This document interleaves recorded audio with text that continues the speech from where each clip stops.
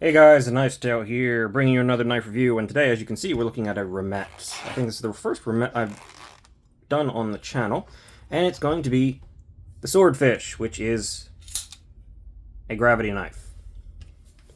What is a gravity knife? It is a knife that deploys when you typically actuate something to allow the blade to be completely subject to gravity, and that be the force that pulls the blade in and out. They are strangely illegal in a lot of places, including where I am at.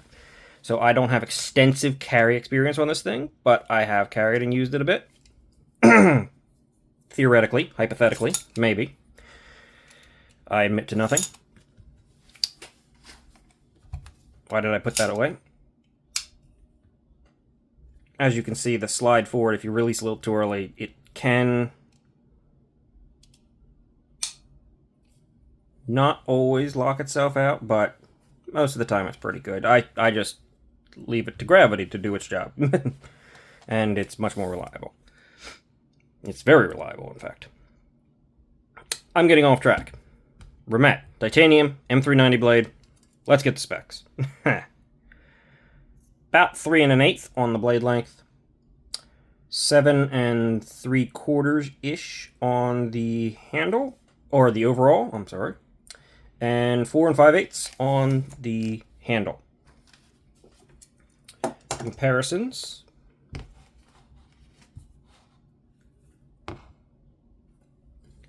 To the small knife of the Civivi Elementum.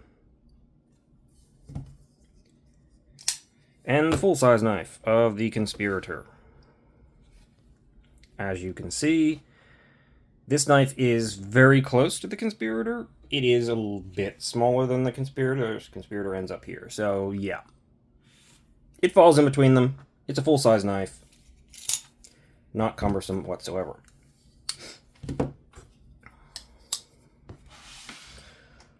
Also, thickness is, despite it... I personally think that OTFs and OTF style knives, which this would fall under, tend to look oftentimes thicker than they really are because they're, it looks like just a solid mass. It's not that thick. And it's slim, so it's not hard to carry. If I carried it. Hypothetically. Weight. 4.32 ounces. Not that heavy. Not perfect ratios, but you're never going to get perfect ratios out of these things. Or something style like this with this much titanium. Oh, now it's saying 10. Oh, no, it was open a little bit. 534 thousandths, so a little over half an inch. Not thick at all. Get the blade out. Say it's it's very reliable when you just leave it to a little bit of gravity instead of trying to. Yeah. I think it bounces back a little bit. Sometimes, not all the time. When you try to get fancy with it, but that's fine. 118, 119 thousandths blade stock, not that thick. And behind the edge, this thing has a tiny edge bevel. It's probably a steep edge, but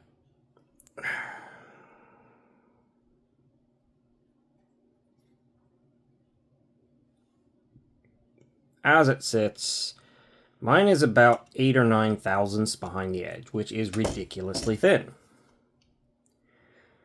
And yeah, it feels ridiculously thin. If I step it back and up the angle to something like probably my preferred of 17, 18 thousandths behind the edge, it's going to get a bigger bevel, but it's still pretty darn thin, which is not usually the case for these sort of OTF knives or style knives. They're usually very, very thick. Case in point. Not 8 thousandths behind the edge. This has a... Yeah, that's definitely got to be a hollow grind. It's hard to tell. It's not the deepest hollow... Well, it's pretty... I don't know. I guess it's a decently deep hologram. It's deeper right at the end, down here, which means it's not going to get too much thicker as you go up the blade. Let's see if we go up the blade a little bit and see where we're sitting. We'll go to here, which is quite a bit of life.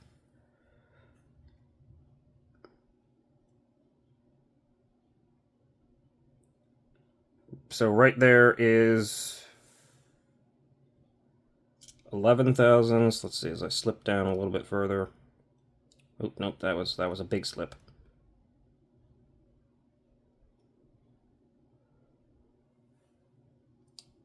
So yeah, it does not get, you could get pretty far up there before you starting getting into unwieldy thick.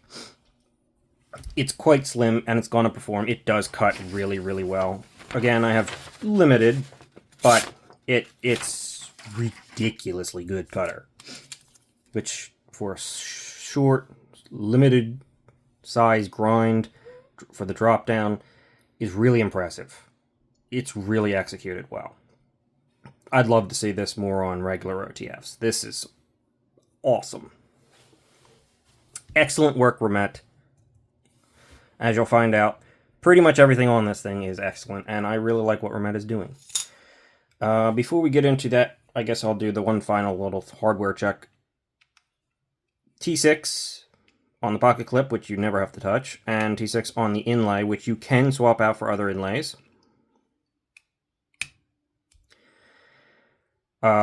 I'm guessing it's probably one of these screws and some stuff underneath the inlay. Well, let's just double check that. What the heck, right? The inlays are carbon fiber. There are different kinds, and you can buy them separately and swap them out, I believe. From Remette, obviously. And I'll have to say, the inlays are done and executed extremely well. This carbon fiber has a little bit of that. It almost reminds me of like snake skin peeling, like scaling on there. In between, there are no screws under there.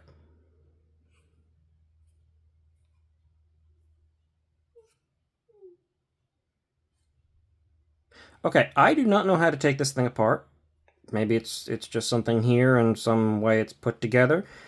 I'm not going to mess with it. No, thank you. Yes, that's not happening. That is not happening. If you want to mess with yours, go right ahead. Just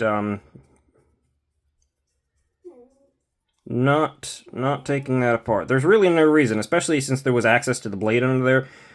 Oil, compressed air, blow that out like an OTF, and you probably never have to take it apart like an OTF. Especially considering this is simpler with no springs or anything like that. It's just a slide there, or the blade sliding along a channel. But I don't know how to take it apart, and I'm not complaining because I'm not taking it apart. Nope, no, sir, not that stupid.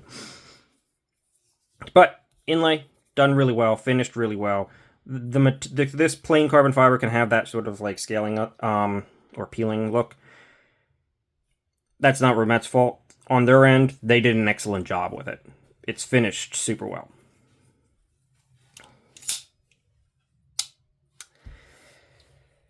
So, now that we're done with the specs in every way, you know what? I have been doing a comparison to AA batteries.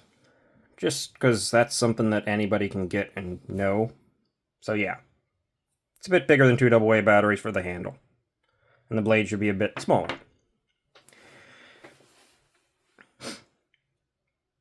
Where was I? Okay, we're talking about the blade. M390. It's extremely sharp. It's hollow ground. It's extremely thin behind the edge. And it's a clip point blade. High tip clip point, though there is a Tonto version where you would have more tip access if you want. It just depends on the blade shape and what you like. And it has this, I think Remette calls it a pearlescent finish on it. It's a little fingerprinty, but it's really attractive, and it gives this really nice sheen. I really like it. And it's also got the pearlescent finish here, and then like almost a hand satin up here on the flats above the filler, which is really nice. This blade is honestly excellently executed. The whole thing is, again, but this blade is really clean and crisp and nice. Moving on to the handle, we've got Remette's logo there, because almost nothing except for the M390 on the blade, which, you know what, I'm fine with it. I prefer logos over words, but I don't know. This one just doesn't bother me. It looks okay. It's pretty minimal. It's pretty small. It's just right there. It almost adds to the classy look of the whole thing, because it's got that sort of elegant, classy look, instead of some sort of tactical thing or something where the name does not belong where it is. Well, this one's actually not too bad, but I actually don't mind for once, Microtech, putting that there, but yeah. This just looks like it's part of the aesthetic of the design. So, what do we got here? We got a titanium button that slides forward. The sliding forward is for the open and the close, because what it does is it actuates these wings, which release the blade to gravity and allow it to slide close. They then sit actually slightly deeper when they're closed, keeping the blade in. There's no rattle at all when it's in. There is a bit of side to side when it's open. No up and down on mine. And no forward and backwards. And, of course, when you're holding this thing, you're actually putting pressure on what holds the knife in place, so you're making the lock stronger. When I have my hands on it, the side to side completely goes away. This is very solid. I would actually trust this. I have no problem saying that this thing would probably not fail on you. It's a good, smart move where it's a solid piece of titanium sliding behind the blade in two spots, similar to a stop pin and a lock bar on a regular knife that's holding this thing open, and then your added pressure increasing that. So yeah, it's actually pretty cool. It's a smart move. It's a smart design. It's definitely innovative, and it's definitely interesting.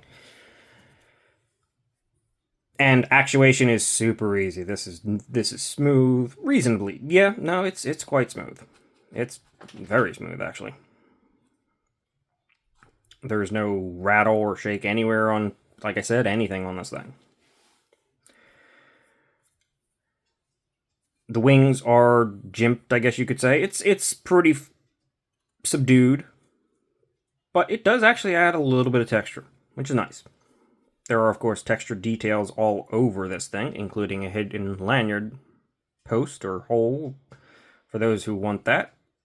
But you don't see it, which is nice on this sort of, what do you call that? It's almost like a coffin style handle. There, it's thicker at the bottom. Yeah. We've got a pocket clip. A little heavy on the tension, but it works. It's not bad. It's not too long. Super comfortable in the hand. I mean, this is about as comfortable as you're going to get on these sort of square-ish things, because this is actually more comfortable than a lot of OTFs even.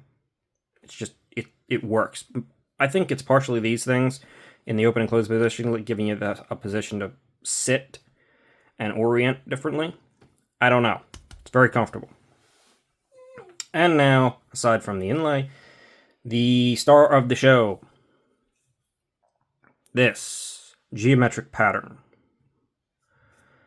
And yes, I think this is actually the star of the show on this one. This is titanium, and it is not just a pattern, an image of flat titanium. It is, you can kind of see it bump a little bit along there if you really look. This is texture. All of this is etched into this thing, but it's super smooth and uniform, and it's a geometric pattern, and at the apex of each one is where it's at its highest, and you can feel all of it. And it feels wonderful. It doesn't provide much in the way of traction, no. But it just feels and looks excellent and satisfying. Honestly, Remette is doing some great stuff. I'm hoping to get more of their knives, should my budget allow.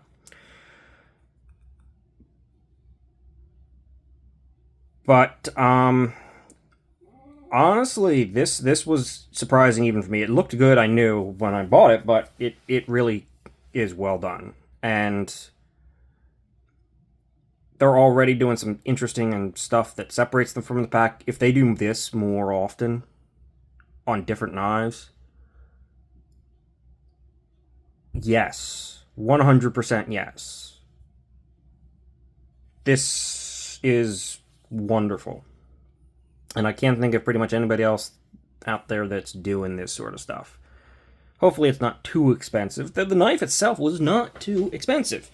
These things came in, with pretty much all variants being at $289. Yes, it's not cheap. It's a premium knife. But considering what you're getting here, basically an OTF without the springs, in titanium executed like this, $289 is reasonable. It was reasonable enough that I jumped at the opportunity when I saw this thing. It's not USA made. Okay, fine. That we know that. You're not going to get titanium and this kind of fit and finish and stuff at that price point. You're not. This doesn't have that. This honestly doesn't feel as good as this. Also, there's some rattle there. But we'll talk about that. Just go away, Microtech. Go away. But back to the matter at hand. Do this on just little bits, maybe sort of behind the bolster as the back end of the texture or something like that. Just little shadow box sort of faux inlay of more of this. This is wonderful. And honestly, more of everything here, because this is great.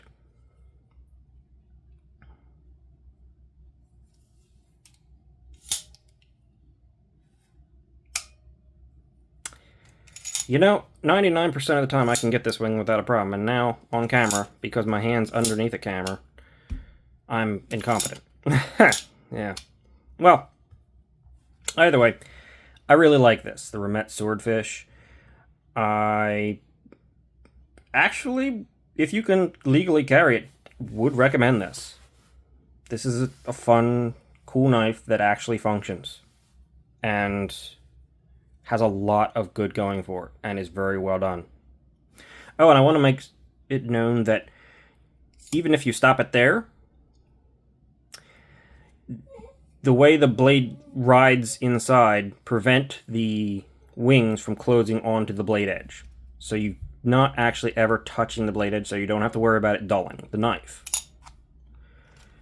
I don't know what it rides on there. I imagine it's the tang sitting slightly more proud. But the blade edge is never touched. The top of the blade can be touched, but I mean, that's the spine, and there's no reason that can't be touched. It's thought out. It's well done. It's really cool. It's executed very well, and I like it. I suggest checking one of these things out, honestly. If only for fun. That's all from me. Thanks for watching.